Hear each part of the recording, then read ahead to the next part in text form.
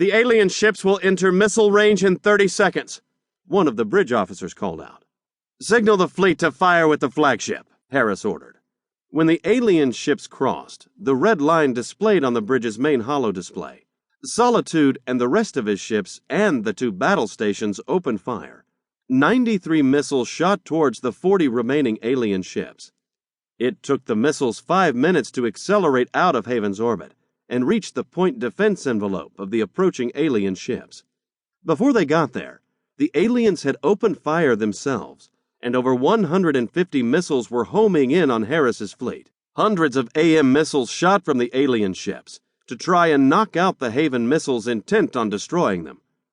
Initially, they had some success taking out 20, but by then, the Haven missiles had been able to analyze the radar being beamed out by the alien ships, altered their own ECM emitters, and bombarded the AM missiles with the exact wavelength of electromagnetic radiation their seeker heads were following. The AM missiles had been using the radar signals from their parent ships, along with their own limited radar, as it bounced off the approaching missiles to track them. Suddenly, they began to get numerous false readings, and many of the AM missiles lost lock on their targets altogether. Only 25 managed to take out incoming missiles, leaving 48 ship killers to explode among the startled alien ships. Harris pumped his fists as the holodisplay projected multiple explosions among the alien fleet. "How many did we get?" he called out. 6 of the alien ships are dropping out of formation. Our sensors have lost track of another 3. I think they have been destroyed outright. Other ships are showing signs of damage, but they are holding formation," one of the sensor officers reported. "Good. Get ready to hit them again. Only equip half our missiles to try the same trick this time. If they catch on to what we did, it'll not work a second time, so I want to hedge our bets," Harris ordered. "Enemy missiles being engaged by point defenses," someone on the bridge called out. Without plasma weapon technology, Harris's fleet depended solely on AM missiles to fend off incoming ship-killer missiles. His technicians were still dumbfounded over how the aliens managed to effectively project laser beams over such long distances, but at least their previous skirmishes with the aliens had shown their ECM technology was primitive compared to Haven tech. The aliens' 150 missiles were reduced to 90, then 40, then 12, which made it through to their targets. Nevertheless, they still caused colossal damage as they exploded among the Haven ships. "We've lost the frigates Hawk and Celion," the sensor officer called after the explosion stopped. "The destroyer Lightning has also taken a direct hit.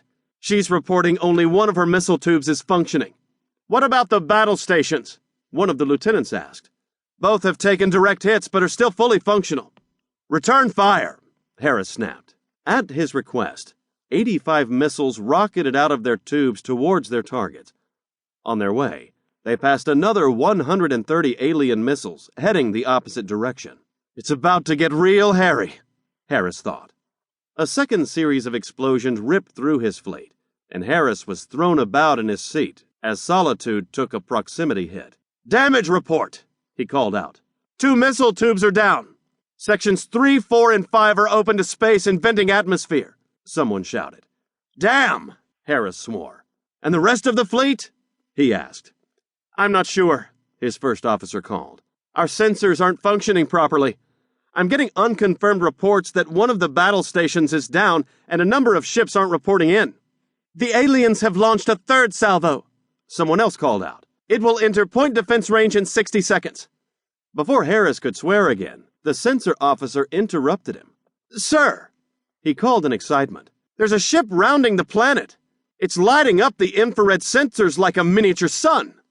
James had gripped his command chair with white fists as he was forced to watch the battle unfold between the 2 fleets. The images had been relayed to Endeavour from one of Haven's ground bases. After firing their final salvo, he had gunned Endeavour's engines up to 110% of their normal operating limit and plunged his ship into the planet's atmosphere. The combination of the braking from the engines, the friction from the upper atmosphere, and the planet's gravity had allowed him to swing around the planet and come up behind Harris's ships.